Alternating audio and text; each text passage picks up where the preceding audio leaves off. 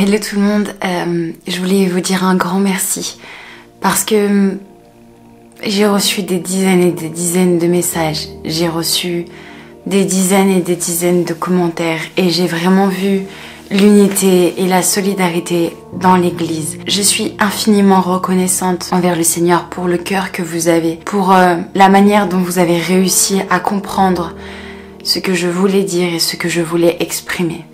Et la compassion que vous avez eue. Je vous remercie et je remercie vraiment le Seigneur. Je prie que le Seigneur se souvienne de chacun d'entre vous. Comme vous pouvez le voir, mon état va mieux. En effet, il y a une semaine, j'ai passé un scanner qui révélait que le Covid-19 n'était pas descendu dans les poumons, n'avait pas infecté les poumons. Le fait que je sois essoufflée lors d'un effort physique était sans doute dû au manque d'oxygène dans le sang. J'en parlerai et je témoignerai sûrement, oui, de ce qui s'est passé, de comment le Seigneur a pu être fidèle aussi, comment j'ai vu la main de Dieu. La seule chose que je voudrais dire aujourd'hui, c'est que je suis reconnaissante et que je me sens vraiment être reconnaissante.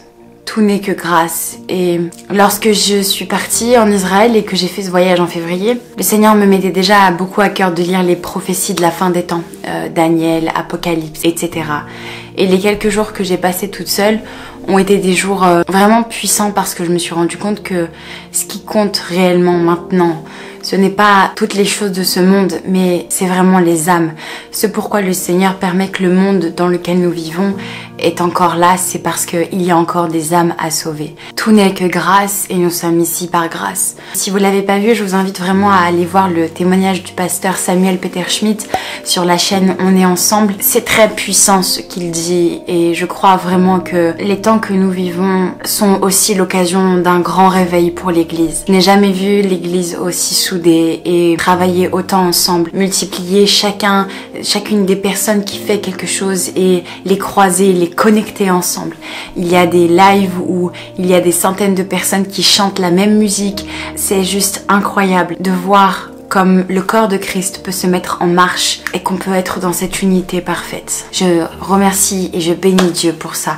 Je suis vraiment dans la joie. Lorsque j'étais malade et que je ne pouvais faire que rester toute la journée dans mon lit, le Seigneur a vraiment mis un verset sur mon cœur, un passage qui a été clairement donné et qui parlait exactement de cette situation pour ma vie, mais pour aussi la vie de l'église, pour chacune des personnes qui a Christ dans sa vie. Et je voudrais vous lire aujourd'hui dans cette vidéo, une vidéo qui est à cœur ouvert finalement et qui n'a pas pour but de donner un grand message, mais simplement de parler à cœur ouvert. Dans un temps où je voulais être reconnaissante envers le Seigneur, mais je voulais aussi sentir la présence de Dieu parce que j'étais fatiguée, parce que c'était difficile pour moi moralement et physiquement, et je cherchais vraiment à ce que le Seigneur me parle, me donne quelque chose. Et j'ai reçu ce verset qui est dans Ézéchiel 18 au verset 30 et 31 qui dit « Revenez et détournez-vous de toutes vos transgressions, afin que l'iniquité ne cause pas votre ruine. Rejetez loin de vous toutes les transgressions par lesquelles vous avez péché. Faites-vous un cœur nouveau et un esprit nouveau. » Je crois que ces temps de confinement sont également là pour que notre esprit et notre cœur soient nouveaux, pour que tout se régénère et que l'Église soit enfin l'épouse parfaite, sans tache, que la parole de Dieu, que la Bible nous décrit. Ces temps de confinement font aussi éclater au grand jour personnellement dans nos vies, là où nous en sommes avec le Seigneur. Nous n'avons plus des réunions physiques où nous pouvons nous retrouver et compter sur la prière des autres, où nous pouvons se dire que nous prierons ou nous lirons juste le dimanche, ou peu importe les temps où nous nous retrouvons. Mais chacun dans nos vies personnelles, c'est là où le Seigneur fait une grande introspection. Parce que il n'y a personne aujourd'hui pour vous motiver à prier. Il n'y a personne pour vous motiver à lire. Oui, c'est vrai, des choses se font sur Internet et je bénis Dieu pour ça, c'est incroyable ce qui se passe. Mais là, c'est là où on voit vraiment le niveau, le chemin qui nous reste à parcourir avec le Seigneur. Pour finir, je vais vraiment dire quelque chose que j'avais sur le cœur, dans l'amour. Je le prends aussi personnellement, ce message, et aussi pour moi. Et je crois que c'est comme ça qu'on avance finalement. Avec Dieu, on ne peut pas tricher. Et si on ne triche pas avec Dieu, c'est parce qu'il connaît et qu'il voit tout. Donc ces temps de confinement révèlent qui triche et qui ne triche pas. Personnellement, dans nos vies personnelles, qui a une relation avec le Seigneur et qui n'en a pas? Qui a une vie de prière et qui n'en a pas? Qui lit et qui ne lit pas? Car l'église n'est pas là, les rassemblements non plus. Personne pour motiver physiquement c'est entre toi et Dieu. En ces temps de confinement, tous les hommes ou toutes les femmes de Dieu qui servent le Seigneur uniquement pour le m'as-tu vu, uniquement pour les fidèles, ces temps de confinement permettent de faire une introspection. Ce message n'a pas pour but d'accuser ou de condamner, mais de dire que c'est le moment pour toi de prendre un nouveau départ. Et je sais combien ça peut être difficile de se motiver à lire, combien ça peut être difficile de prier, parce que justement on est tout seul et qu'on ne sent pas cette communion. Mais le Seigneur veut vraiment prendre des temps personnels avec toi, il veut vraiment te parler personnellement sur ta vie. Crois-moi, quand tu vas sortir de ces temps de confinement, je prie vraiment que tu y arrives, parce que le Seigneur t'aura transformé, t'aura donné un cœur nouveau, un esprit nouveau selon Ézéchiel 18 à 31. Sois encouragé, sois fortifié. Ces temps sont des temps finalement qui se révèlent être des temps de gloire, parce que c'est là où le Seigneur nous travaille. Nous ne pouvons plus penser à qu'est-ce que je ferai demain, qu'est-ce que je ferai, il faut que je planifie. Non, toutes choses sont bloquées. C'est maintenant.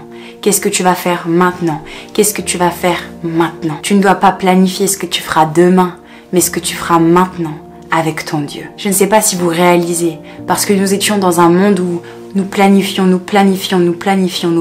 Et là, nous sommes dans un temps où Dieu dit, c'est maintenant. Alors soyez encouragés et soyez fortifiés. Je prie vraiment pour vous. Je prie vraiment pour chacun d'entre vous, où le confinement peut-être peut vous peser moralement ou physiquement. Mais aujourd'hui, ma prière vient particulièrement à ceux qui sont malades ou à ceux qui ont perdu quelqu'un à cause de cette maladie. Soyez fortifiés. Le soleil se lève toujours. Le soleil se lève toujours et Dieu est fidèle et il ne vous abandonnera pas. Je vous encourage vraiment à garder les yeux sur lui. Et ce n'est pas, comme disait Samuel Peter Schmidt, ce n'est pas dans les grandes déclarations que le Seigneur doit forcément se manifester, mais c'est aussi dans la faiblesse. Et chaque personne guérie qui était atteinte du coronavirus et qui sont maintenant guéries vous diront la même chose. Je le crois, que toute personne, que c'est dans la faiblesse que Dieu se glorifie et que de tout notre cœur, de toute notre âme, nous crions à Dieu. Et Dieu est là. Dieu est là. Et Dieu veut te parler maintenant, personnellement dans ta vie. Que le Seigneur vous bénisse, que le Seigneur vous garde. Merci pour toutes vos prières, merci pour tous vos messages. Aujourd'hui, je peux dire avec grâce, je suis guérie. Et je peux dire avec grâce que je suis reconnaissante de ce que le Seigneur a fait et fait dans ce monde, dans ma vie personnelle, dans vos vies et dans le corps de Christ. Soyez encouragés.